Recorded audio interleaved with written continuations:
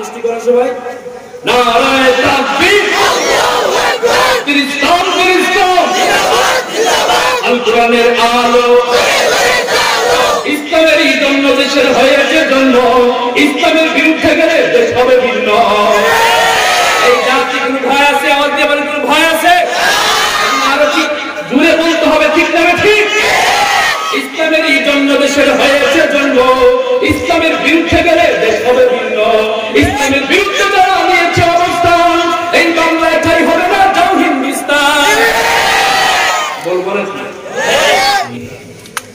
أكمل الحمد على كل حال والصلاة والسلام الأتمان على سيد المرسلين كلما ذكره الذاكرون وكلما غفل عن ذكره الغافلون أما بعد فأعوذ بالله من الشيطان الرجيم بسم الله الرحمن الرحيم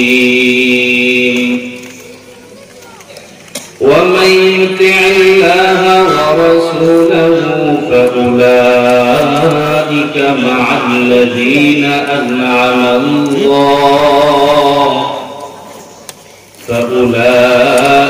مع الذين أنعم الله عليهم من النبيين والصديقين والشهداء والصالحين وحسن أولئك رفيقا قال صاحب القرآن صلى الله عليه وآله وسلم لا يؤمن أحدكم حتى أكون أحب إليه من والده وولده والناس أجمعين صدق الله العظيم وصدق رسوله النبي الأمي الكريم ونحن على ذلك لمن الشاهدين والشاكرين والحمد لله رب العالمين সবাই জবান খুলে নামাজ দরুদ ইব্রাহিম পড়ি اللهم صل على محمد وعلى آل محمد كما صليت على إبراهيم وعلى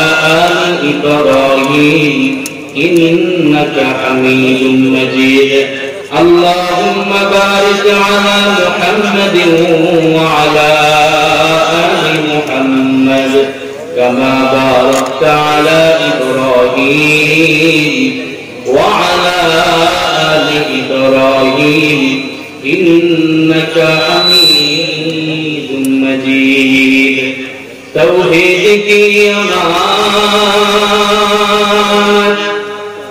सीनों में है हमारा तौहीद की अमानत सीनों में है हमारा आशा नहीं मिटाना नामो निशान हमारा बलगल उला बिकमालिही कशफत तुजा बिजमालिही हसनत जमीउ खसालिही सल्लु अलैहि व आलिही अल्हम्दुलिल्लाह আসুন আমরা আল্লাহ পাকের কাছে শুকরিয়া আদায় করি যে মালিক আপনাকে আমাকে আজকের ইদারাতুল কোরআন মাদ্রাসার ইসলাহি মাহফিলে আসার এবং বসার তৌফিক করে দিয়েছেন সুতরাং সেই মালিকের কাছে আমরা আকাশ পাতাল মুখরিত করে চিৎকার দিয়ে বলি আলহামদুলিল্লাহ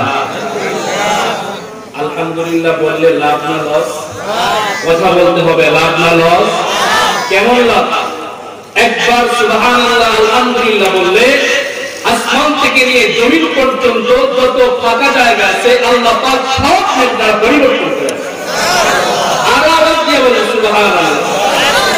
শুধু তাই নয়, হাদিসের মধ্যে আছে জিবরিল আমিন যদি তার সমস্ত ডানা দিয়ে উঠতে থাকে তারপরে জান্নাতের ময়দানে আল্লাহ পাক রব্বুল আলামিন একটা গাছ রোপণ করবে, যারা সুবহানাল্লাহ একবার করবে ওই গাছটা জিবরিল আমিন সমস্ত ডানা দিয়ে উঠতে ক্লান্ত হয়ে যাবে, এরপরও এই গাছের ছায়া শেষ হবে।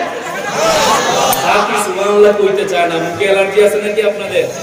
এই আল্লাহ পাকের নাম নিতে কি সমস্যা আছে আপনাদের?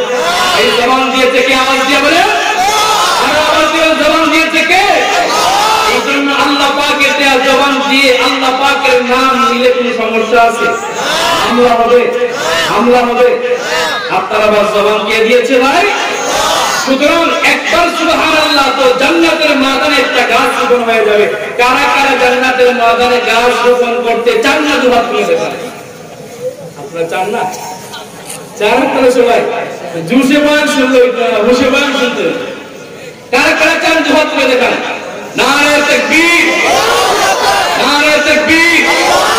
আস্তিকতা নিবজ্জত দিন ইসলাম জিন্দাবাদ, কোটি প্রাণে কি আওয়াজ।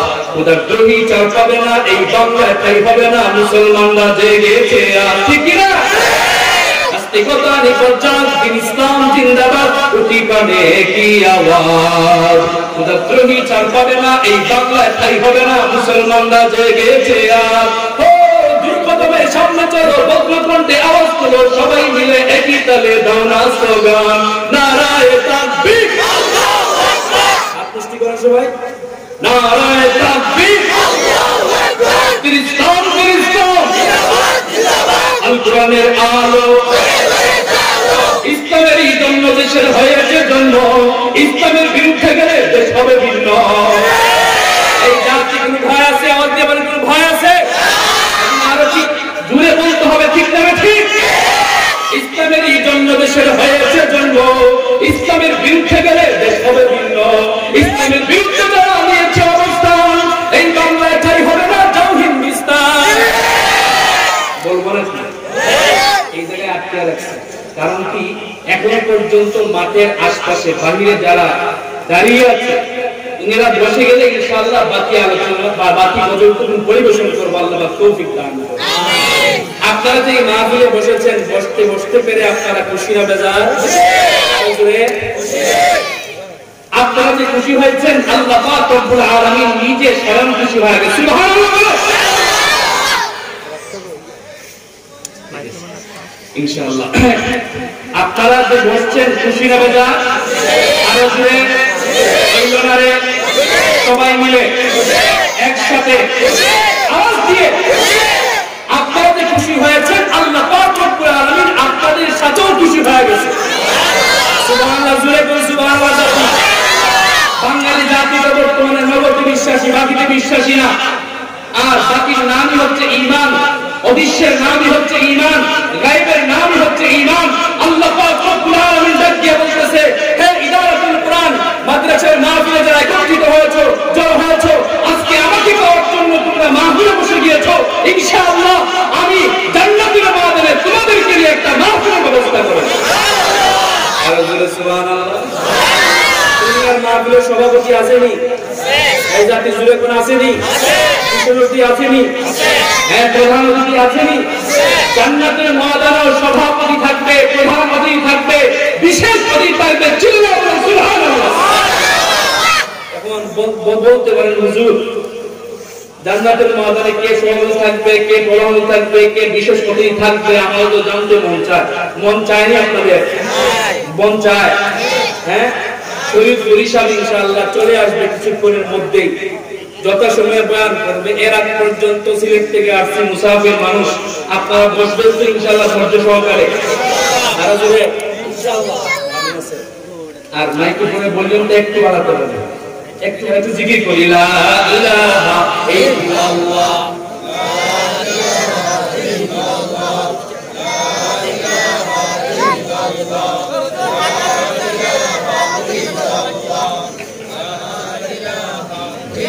لا إله إلا الله محمد رسول الله صلى الله عليه وسلم। আল্লাহ পাক রব্বুল আলামিন বলে বান্দা কোন টেনশন নাই, কোন পেরেশানি নাই, কোন চিন্তা নাই। আজকে যারা ইদারাতুল কুরআন মাহফিলের মধ্যে তোমরা বসে গেছো, আমি আল্লাহ তোমাদেরকে খুশি হইয়া, তোমাদের উপর আনন্দিত হইয়া জান্নাতের ময়দানে একটা মাহফিলের ব্যবস্থা করব। আজকে দুনিয়ার মাহফিলে যেমন সভাপতি আছে, আজকে দুনিয়ার মাহফিলে যেমন করে বিশেষ অতিথি আছে, প্রধান অতিথি আছে, আল্লাহ পাক রব্বুল আলামিন জান্নাতের ময়দানে বিশেষ অতিথির আসনে দুনিয়ার মধ্যে যত পয়গম্বর পাঠিয়েছেন সমস্ত পয়গম্বরদেরকে আল্লাহ পাক রব্বুল আলামিন বিশেষ অতিথির আসনে সমাসীন করাবে। সুবহানাল্লাহ বলেন। আল্লাহ পাক রব্বুল আলামিন আপনার আমার মায়ার নবী রাসূল আরবি সাল্লাল্লাহু আলাইহি ওয়াসাল্লামকে প্রধান অতিথির আসনে সমাসীন করানো হবে। আর প্রধান অতিথি সভাপতির আসনে স্বয়ং আল্লাহ রব্বুল আলামিন বসে যাবে। আর সুবহানাল্লাহ সুবহানাল্লাহ।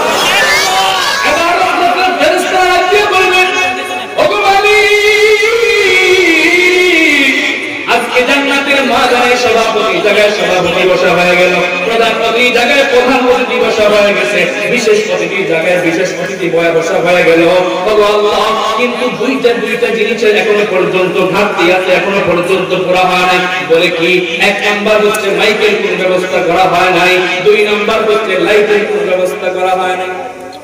আল্লাহ পাক রব্বুল আলামিন সাথে সাথে রহমতের ফেরেশতাদেরকে একত্রিত করে ফেলবেন, রহমতের ফেরেশতাদেরকে জায়গায় জায়গায় দাঁড় করা রাখবেন। বক্তা কথা বলার সাথে সাথে অটোমেটিক্যালি জান্নাতের ময়দানে দর্শকের কানের মধ্যে আওয়াজ পৌঁছে যাবে। জোরে বলুন না সুবহানাল্লাহ। এবার রহমতের ফেরেশতা ডাক দিয়ে বলবে, ওগো মালিক, এবার মাইকের ব্যবস্থা হয়ে গেলে কোনো সমস্যা নাই, কিন্তু লাইটের ব্যবস্থা করা হবে। আপনার চেহারাটা বক্তা সুতরা দেখতে হবে, প্রধান অতিথির চেহারাটা সুতরা দেখতে হবে, বিশেষ অতিথির চেহারাটা সুতরা দেখতে হবে। এবার আল্লাহ পাক রব্বুল আলামিন বলবে, তাড়াতাড়ি আমার মায়ের নবীকে, আমার হাবিবকে তোমরা প্রধান অতিথির আসনে সমাসীন করায়া দাও। যখন নাকি মায়ের নবীকে রাসূল আরবিকে প্রধান অতিথির আসনে সমাসীন করাবেন, সাথে সাথে পুরো গোটা জান্নাত আলোকিত হয়ে যাবে। আমার নবী রাসূল আরবি সাল্লাল্লাহু আলাইহি ওয়াসাল্লামের চেহারা কত সুন্দর, কত সুন্দর, কত সুন্দর। বলে জাবির ইবনে সামুরা রাদিয়াল্লাহু তাআলা আনহু দিয়ে বলে, আমি একদিন পূর্ণিমা রাতে চাঁদের পূর্ণিমা রাতে আকাশের মধ্যে চাঁদটা জ্বলজ্বল করতেছে, চাঁদটা জ্বলজ্বল করতেছে। মায়া নবী আয়েশা গায়ের মধ্যে লাল চাদর পরা, তিনিও বাড়ির উঠানের মধ্যে বসলেন। ওইদিকে মায়া জাবির ইবনে সামুরা রাদিয়াল্লাহু তাআলা তিনি আয়েশা বাড়ির উঠানের মধ্যে বসছেন। জাবির ইবনে সামুরা রাদিয়াল্লাহু তাআলা ডাক দিয়া বলে, খোদার কসম, খোদার কসম, আমি একবার আসমানের চন্দ্রের দিকে তাকাই, একবার পূর্ণিমা রাতের চাঁদের দিকে তাকাই, আরেকবার বরকতি নবীর চেহারার দিকে তাকাই, একবার পূর্ণিমা রাতের চাঁদের দিকে তাকাই, আরেকবার বরকতি নবীর চেহারার দিকে তাকাই। খোদার কসম, খোদার কসম, বরকতি নবীর চেহারা পূর্ণিমা রাতের চাঁদের থেকে বেশি সুন্দর। সুবহানাল্লাহ, জোরে করে সুবহানাল্লাহ। আয়েশা রাদিয়াল্লাহু তাআলা আনহা দিয়া বলে, প্রত্যেক মানুষের একটা সূর্য আছে, আমারও একটা সূর্য আছে। প্রত্যেক মানুষের সূর্যটা প্রতিদিন সকালবেলা উদিত হয়, আর আমার সূর্যটা প্রতিদিন এশার নামাজের পরে উদিত হয়। এই সূর্যকে জানেন আপনারা? এই সূর্য হচ্ছে আপনার আমার মায়ের নবী রাসূল আরবি সাল্লাল্লাহু আলাইহি ওয়াসাল্লাম। চিল্লায়া বলেন সুবহানাল্লাহ। এবার জান্নাতের মাহফিলের সব আয়োজন করা হয়েছে। আল্লাহ পাক রব্বুল আলামিন সাথে সাথে ইসরাফিল আলাইহিস সালাতু ওয়াস সালামকে ডাক দিয়া বলবে, হে ইসরাফিল, আমি আল্লাহ দুনিয়ার মধ্যে তোমাকে একটা বরাত দিয়েছিলাম। আজকে জান্নাতের ময়দানে আমতে বাড়ি তাআলা জান্নাতের মেহমানদের সামনে জান্নাতের মাহফিল শুনতে, তোমার কণ্ঠে সেই বরাত শুনতে আমতে বাড়ি তাআলা গায়শমায়া দাও। কবরস্থানে আছেন নাকি? কবরস্থানে আছেন নাকি? কোথায়? এটা কি কিসের বাগান? কিসের বাগান? আওয়াজ দিয়ে বলে, এটা কি সন্দেহ আছে নাকি? হ্যাঁ, এবার ইসরাফিল আলাইহিস সালাতু ওয়াস সালাম ডাক দিয়া বলবে, ও আল্লাহ পাক রব্বুল আলামিন ইসরাফিলকে ডাক দিয়া বলবে, আজকে জান্নাতের দর্শকদের সামনে তোমার কণ্ঠে হামদে বাড়ি তাআলা গায় শোনায়া দাও। এবার ইসরাফিল আলাইহিস সালাতু ওয়াস সালাম তার কণ্ঠ দিয়া সুন্দর কইরা হামদে বাড়ি তাআলা গাওয়া শুরু করবে। জান্নাতের দর্শকেরা আনন্দে লাফাইতে থাকবে। হায় হায়, এত সুন্দর প্রশংসা আল্লাহ পাকের দুনিয়াতে কখনো শুনি নাই। আনন্দে সবাই লাফাইতে থাকবে, লাফাইতে থাকবে। অমত অবস্থায় আল্লাহ পাক রব্বুল আলামিন ডাক দিয়া বলবে, ও মুমিনের দল, ও জান্নাতের দর্শকেরা, টেনশন নাই, কোনো পেরেশানি নাই। আমি আল্লাহ তোমাদের আনন্দের সাথে আমি একটু আনন্দিত হইয়া জান্নাতের মাদারের মাঝে 4টা পুরস্কার রাখলাম। পুরস্কার আরো জোরে, 4টা পুরস্কার। 1 নম্বর পুরস্কার হচ্ছে আল্লাহ পাক রব্বুল আলামিন দাউদ পয়গম্বরকে ডাক দিয়ে বলবে, হে দাউদ, আমি আল্লাহ তোমাকে দুনিয়ার মাটিতে একটা জাদু কণ্ঠ দিয়েছিলাম। এই কণ্ঠটা আমি আল্লাহ দুনিয়ার কোন মানুষকে দেই নাই, কোন মানুষকে দেই নাই। আজকে জান্নাতের মাদানে প্রথম পুরস্কার হিসাবে রাখলাম আমি আল্লাহ, তুমি দাউদের কণ্ঠে দিলাম। দাউদ পয়গম্বরের কেমন কণ্ঠ ছিল? দাউদ পয়গম্বর যখন তেলাওয়াত করতেন, রহমতের ফেরেশতারা আয়েশা নিচে জমিনের মধ্যে দাঁড়ায়া দেয়। এই দাউদ পয়গম্বরের পিছনে কাতার হয়ে লাম ধরে দাঁড়ায়া থাকতো দাউদ পয়গম্বরের কণ্ঠে তেলাওয়াত করার জন্য। দাউদ পয়গম্বর যখন তেলাওয়াত করতেন, তখন আকাশের মধ্যে যে পাখিগুলো উড়ন্ত অবস্থায় থাকতো, এক জায়গায় স্থির হয়ে দাঁড়ায়া থাকতো। সমুদ্রের মাছগুলো আয়েশা একত্রিত হয়ে যাইত, জড়ো হয়ে যাইত। সমুদ্রের মাছগুলো আয়েশা সমুদ্রে কিনারায় একত্রিত হয়ে যাইত, জড়ো হয়ে যাইত দাউদ পয়গম্বরের কণ্ঠে তিলাওয়াত করার জন্য, তিলাওয়াত শোনার জন্য। এবার আল্লাহ পাক রব্বুল আলামিন বলতো, দাউদ, আমি আল্লাহ তোমাকে সুন্দর দাদুমাকে কণ্ঠ দিয়েছিলাম। এই কণ্ঠ দিয়া আজকে জান্নাতের দর্শকদের সামনে প্রথম পুরস্কার হিসাবে রাখলাম তুমি দাউদের কণ্ঠের তিলাওয়াত। সুবহানাল্লাহ। এবার দাউদ পয়গম্বর তিলাওয়াত করলো, বিসমিল্লাহির রাহমানির রাহিম, তাহা মা আনজালনা আলাইকাল কুরআনা লিতাশকা। আল্লাহু আকবার।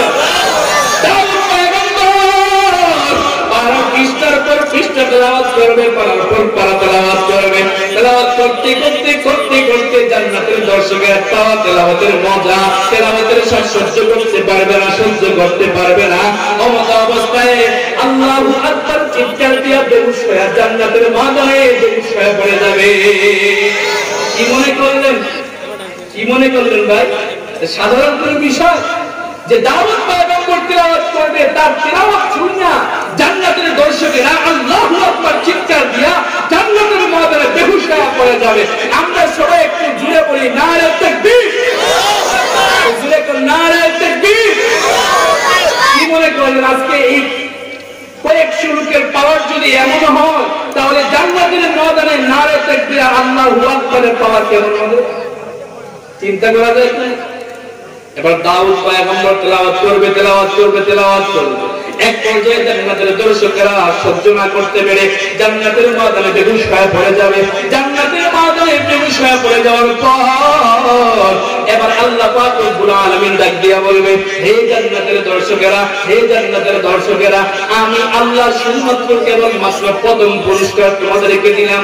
এখনো পর্যন্ত 3টা পুরস্কার বাকি আছে। এই 3টা পুরস্কার তো এই প্রথম পুরস্কার থেকে হাজারো কোটি গুণে বেশি মজা। সুবহানাল্লাহ, জোরে করুন সুবহানাল্লাহ। এবার আল্লাহ পাক রব্বুল আলামিন আপনার মায়ের নবীকে ডাক দিয়ে বলবে, ও পয়গম্বর, ও মায়ের নবী, আজকে জান্নাতের ময়দানে আমি আল্লাহ দ্বিতীয় পুরস্কার হিসাবে রাখলাম আপনি পয়গম্বরের কণ্ঠে তিলাওয়াত। কেন? এবার মায়ের নবীর কণ্ঠ কেমন? কাফির কুফাররা দিনের বেলা মায়ের নবীর বিরোধিতা করত, মুহাম্মদের বিরোধিতা করত। আবু জাহেল সমস্ত কাফির কুফারদেরকে নিয়ে মায়ের নবীর বিরোধিতা করত। রাতের বেলা সবাই দিনের বেলা বিরোধিতা করত, আর রাতের বেলা আয়েশা মায়ের নবীর তেলাওয়াত শোনার জন্য মায়ের নবীর বাড়ির আশপাশে কাতার ধরে আল্লাহ ধরে দাঁড়ায় থাকত। সুবহানাল্লাহ। কি মনে করলেন?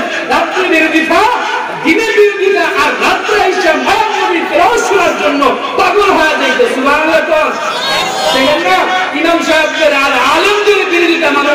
বাহিরে করে মসজিদে আসার পরে কয় হুজুর হুজুর হুজুর হুজুর। এই কথা বল না কেন? হুজুরে কোন কথা ঠিক না ঠিক? কথা বললেও ঠিক না বললেও ঠিক। আমি বলি সব জায়গায় যারা আলেম ওলামা মসজিদের ইমাম সাহেব মুয়াজ্জিনের বিরোধিতা করে তারা গরের গরুর কাছে দাম পায় না, সেজন্য বিরোধিতা করে। আর হুজুরে কোন ঠিক না ঠিক? গরুর কাছে দাম পায় না, ইমাম সাহেবের কাছে আর চুল পেয়েছে যে আমার মতো যদি 2-4-5 জন ইমাম হয় আর আশপাশে আসে না ইমাম সাহেবের, যায় চায়ের হোস্টেলে যাওয়ার পরে চায়ের হোস্টেল থেকে একটা মানে একটা রাষ্ট্র বানায় ফেলায়। কয়েকটা এমপি ভাবলো, কয়েকটা মন্ত্রী ভাবলো, আর কিছু আহম্মক আছে হ হ হ হ। আর চায়ের হোস্টেলের দোকানদাররা এমন যে চা পাতি উঠাবে সকালে টাকা নাই, কিন্তু 32 ইঞ্চি টেলিভিশন দাঁড় করে রাখছে। কথা ঠিক না ঠিক? সকালে আসছে বিস্কুটওয়ালা টাকা নিতে আসছে, কিস্তিওয়ালা টাকা নিতে আসছে, এখন কি করবো? দোকানও বন্ধ করা যায় না। ওই সমস্ত কারবার যারা করে, সমস্ত ফুকাহায়ে কেরাম, সমস্ত মসজিদের একই ফতোয়া, ওই সমস্ত চায়ের দোকানদারের ব্যবসা যত আর হবে হারাম হারাম হারাম। এই জন্য এই সমস্ত কাজ থেকে বাঁচতে হবে। আল্লাহ পাক তৌফিক দান করুন। আমিন। এবার দিনের বেলা মায়ের নবীর বিরোধিতা করে, রাতের বেলা এসে মায়ের নবীর তেলাওয়াত শোনার জন্য পাগল। শোনা ছিল আপনাদের? এবার মায়ের নবীর তেলাওয়াত শোনার জন্য মক্কার সমস্ত কাফের কুফাররা বিরোধিতা করে, আর রাতের বেলা এসে তেলাওয়াত শোনার জন্য পাগল হয়ে যায়। আবু জাহেল চিন্তা করতেছে, হায় হায়, মুহাম্মদের তেলাওয়াত এইভাবে শোনার জন্য আমার মতবাদী দলরা পাগল হয়ে গেছে, পেরেশান হয়ে গেছে। না জানি কিছুদিনের মধ্যেই আমার মতবাদী দল খুঁজে পাওয়া যাবে না, সব মুহাম্মদের রবের উপর কালিমা পড়ে মুসলমান হয়ে যাবে।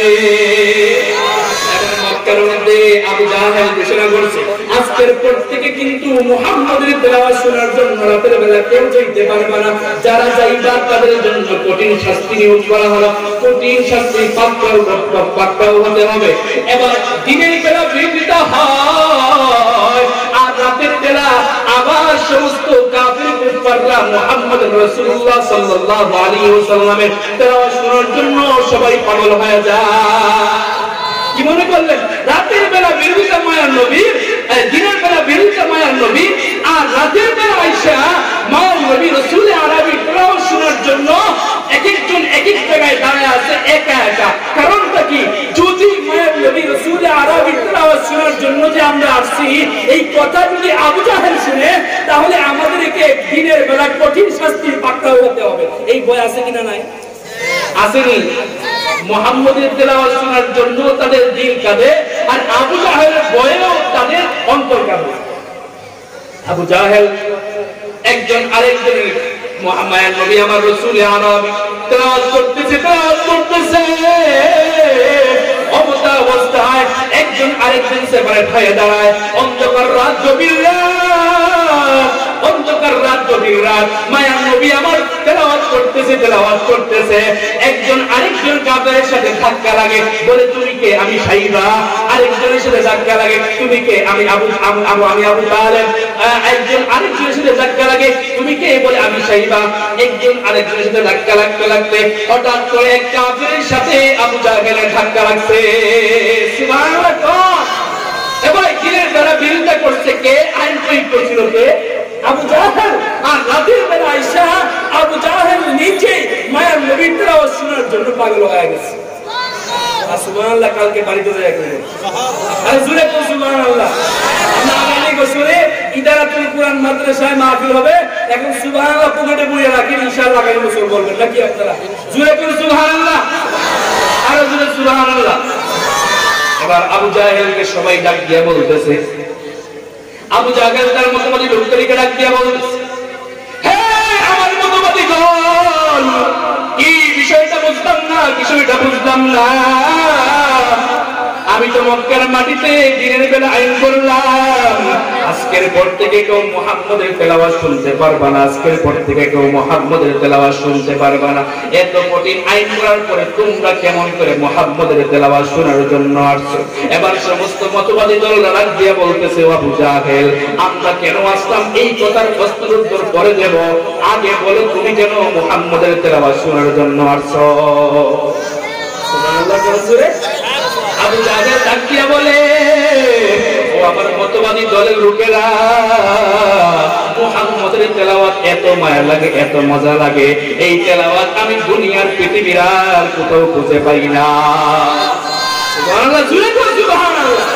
এবার মায়ের নবী আমার কুরআনুল কারীম থেকে তেলাওয়াত করা শুরু করবে। বিসমিল্লাহির রহমানির রহিম, ইয়াসিন ওয়াল কুরআনিল হাকীম ইন্নাকা লামিনাল মুরসালিন আলা সিরাতিন মুস্তাকিম। আল্লাহু আকবার।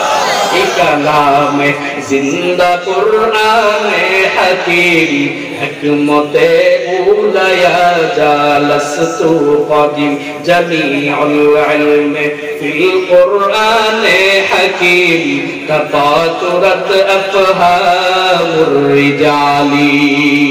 মায়ের নবী আমার তেলাওয়াত করবে, মায়ের নবী আমার আয়াতের পর আয়াত চলে যাবে, পৃষ্ঠার পর পৃষ্ঠা চলে যাবে, পারার পর পারা চলে যাবে।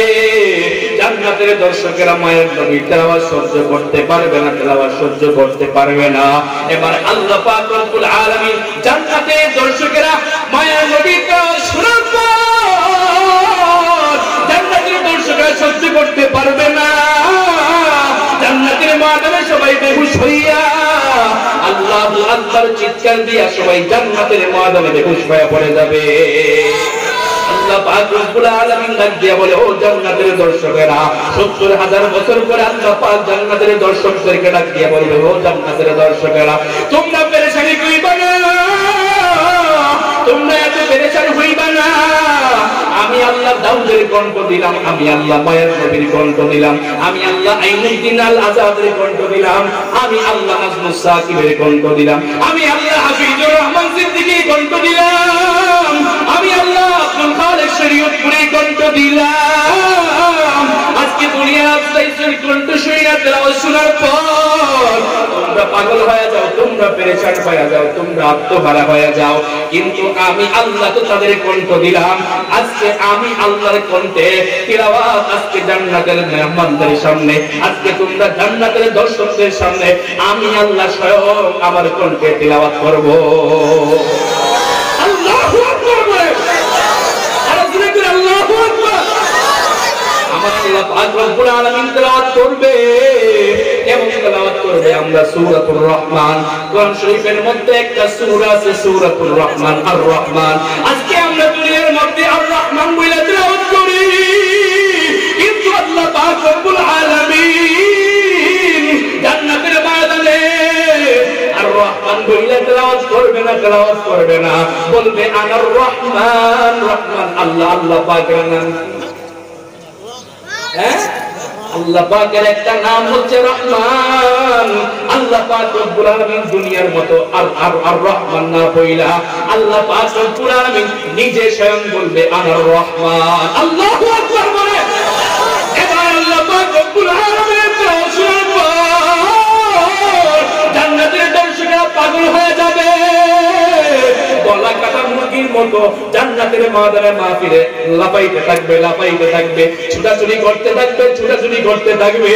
এবার আল্লাহ পাক রব্বুল আলামিন ডাক দিয়া বলবে, ও জান্নাতের দর্শকেরা, তোমরা আমি আল্লাহকে পাওয়ার জন্য শীতের দিনে আরামের ঘুম হারাম কইরা তাহাজ্জুদের যায় নামাজের মধ্যে পড়েছিল, তোমরা আমি আল্লাহকে পাওয়ার জন্য তোমরা চরমুনার মাঠে গিয়েছিল, তোমরা আমি আল্লাহকে পাওয়ার জন্য টঙ্গীতে ইস্তেমার ময়দানে গিয়েছিল, 3 দিন 4 দিন সময় ইস্তেমার মাঠে লাগাইছো, মাসে 3 দিন সময় কাটাইছো, কিন্তু তুমি তোমরা আমি আল্লাহকে দুনিয়ার মধ্যে কোনো মাহফিলে পাও নাই। দুনিয়ার মধ্যে কত মাহফিলে গেছো, ইদারাতুল কোরআন মাহফিলের মধ্যে গেছো, ওই জায়গায় আমি আল্লাহর প্রশংসা শুনছো, কিন্তু আমি আল্লাহকে দেখতে পাও নাই। এবার আল্লাহ পাক রব্বুল আলামিন ডাক দিয়ে বলবে, ও জান্নাতের দর্শকেরা, আমি আল্লাহ তার চতুর্থ পুরস্কার হিসাবে রাখলাম আমি আল্লাহর কণ্ঠে সরাসরি দিদার লাভ। সুবহানাল্লাহ বলেন। নেকাব সরব বদন হতে একবার দেখাও দিদার তোমার, নেকাব সরব বদন হতে একবার দেখাও দিদার তোমার।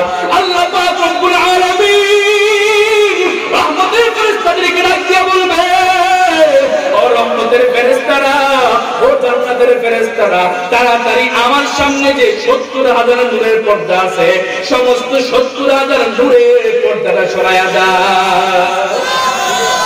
মনে করলেন আল্লাহু আকবার বলা কেন? যুবক ভাই, আজকে আমরা আল্লাহকে পাওয়ার জন্য কাঁদি না, কিন্তু সুন্দরী মেয়ে পাওয়ার জন্য কাঁদি। যুবক ভুলে গেছো? হ্যাঁ, এমন ভাবে যুবকরা বস্ত্র হইয়া পড়ছে মনে হয় দুনিয়ার আব্দুল কাদের জিলানি হয়ে গেছে। হ্যাঁ, রাস্তাঘাটে একটা মেয়ে দেখতে পারে না, সুন্দর করে কান চুপ করে তাকায়, তাকায় কিনা তাকায় না যুবকরা? হ্যাঁ, ও যুবক, আজকে আমি আল্লাহকে, আল্লাহ বলে আমি আল্লাহকে পাওয়ার জন্য তোমার চোখকে হেফাজত করবা, তো আমি আল্লাহ তোমাকে জান্নাতের মাহফিলে সরাসরি দিদার লাভ করে দেব। কি মনে করলেন? আল্লাহ পাকের চেহারা কত সুন্দর, আল্লাহ পাকের চেহারা দেখার সাথে সাথে হাজার হাজার বছর চলে যাবে, হাজার হাজার লক্ষ লক্ষ বছর চলে যাবে, একটা সেকেন্ডের জন্য জান্নাতের দর্শকদের দুচোখের পর্দা একত্রিত হবে না, একটা পলক পালাবে না। জান্নাত চির সুখের ঘর, জান্নাত চির সুখের ঘর, যদি জানতে ওগো তুমি মায়া গেরা রঙিন পৃথিবী নয় তো সুখের খনি। জান্নাতে যেতে রাজি আছেন কি আপনারা? হ্যাঁ, সবাই রাজি আছেন তো ইনশাআল্লাহ? নারে তাকবীর, আর তোমরা নারে তাকবীর। এবার আমি যে আলোচ্য আয়াত আপনাদের সামনে তিলাওয়াত করছি, এই আলোচ্য আয়াতের মধ্যে আল্লাহ পাক রব্বুল আলামিন বলে জান্নাতের ময়দানে যেতে গেলে আল্লাহ পাক রব্বুল আলামিন আলোচ্য আয়াতের মধ্যে কিছু কর্মসূচি দিয়েছেন। শুনতে রাজি আছেন নি আপনারা? আছেন নি? যাই হোক, ইনশাআল্লাহ আমারই মহব্বতের মানুষ বড় ভাই বসে আছেন, ইনশাআল্লাহ আসবে। হুজুর কই? আচ্ছা, হুজুর চলে আসেন ইনশাআল্লাহ, আমরাও আলোচনা চালিয়ে যাই। আতিকুর রহমান মহেশা ইনশাআল্লাহ চলে আসবে। আল্লাহ পাক এই মাহফিলকে কবুল করুক। সবাই বলেন আমিন, আর জোরে বলেন আমিন। লড়াইয়ের এই ময়দানেতে যেতে তোমাকে হবে, প্রয়োজনে সব রক্তটুকু জমিনেই ফেলে দেবে। ঠিক কি না বলো? লড়াইয়ের এই ময়দানেতে যেতে তোমাকে হবে, প্রয়োজনে সব রক্তটুকু জমিনেই ফেলে দেবে, তবুও তোমায় লড়তেই হবে, মানবে না পরাজয়। বিপ্লব মানে জীবন দেয়া বসে থাকা নয়, সে কোনদিন আসবে না রে করো যদি ভয়। ঠিক কি না বলো? আসবে বিজয় রক্ত আর জীবনের বিনিময়, আসবে বিজয় রক্ত আর জীবনের বিনিময়। বিপ্লব মানে জীবন দেয়া বসে থাকা নয়, সে কোনদিন আসবে না রে করো যদি ভয়। আসবে বিজয় রক্ত আর জীবনের বিনিময়, আসবে বিজয় রক্ত আর জীবনের বিনিময়। বিপ্লব মানে জীবন দেয়া বসে থাকা নয়, সে কোনদিন আসবে না রে করো যদি ভয়। গজলটা বলবো নাকি? বলবো। এই জায়গায় আটকে রাখলাম। কোন জায়গা? এই জায়গায় আটকে রাখছে। এখনো পর্যন্ত মাঠের এদিক সেদিক যারা হাঁটাহাঁটি করতেছেন, তারা যতক্ষণ পর্যন্ত মাঠে না বসবে আমার সঙ্গীত ইনশাআল্লাহ গজলটাও আমি উপস্থাপন করবো না। আপনারা কি করেন? এর সাথে রাজি আছেন ইনশাআল্লাহ? আল্লাহ পাক রব্বুল আলামিন ডাক দিয়ে বলে, যদি আমি আল্লাহ পাক রব্বুল আলামিনের পয়গম্বর সমস্ত সাহাবায়ে কেরামকে ডাক দিয়ে বলতেছে, তোমরা যদি আমার সাথে জান্নাতের ময়দানে থাকতে চাও, তোমরা যদি আমার সাথে জান্নাতের ময়দানে যেতে চাও, তাহলে তোমরা আমার সিরত, আমার সুরত তোমাদের জীবনে, ব্যক্তিগত জীবনে, পারিবারিক জীবনে, রাষ্ট্রীয় জীবনে, আন্তর্জাতিক জীবনে, তোমাদের প্রত্যেকটা ক্ষেত্রে, প্রত্যেকটা সেক্টরে তোমরা আমি পয়গম্বরের সিরত সুরত ঢুকাও।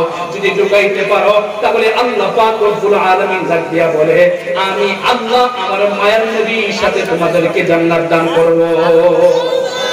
সুবহানাল্লাহ, জোরে কোন সুবহানাল্লাহ। নারে তাকবীর। বৈরুরি সাহেবের আগমন। নারে তাকবীর। আমার বড়ুয়ার আমাদের এই মাদ্রাসার মুহতামিম হযরত মাওলানা ইরফান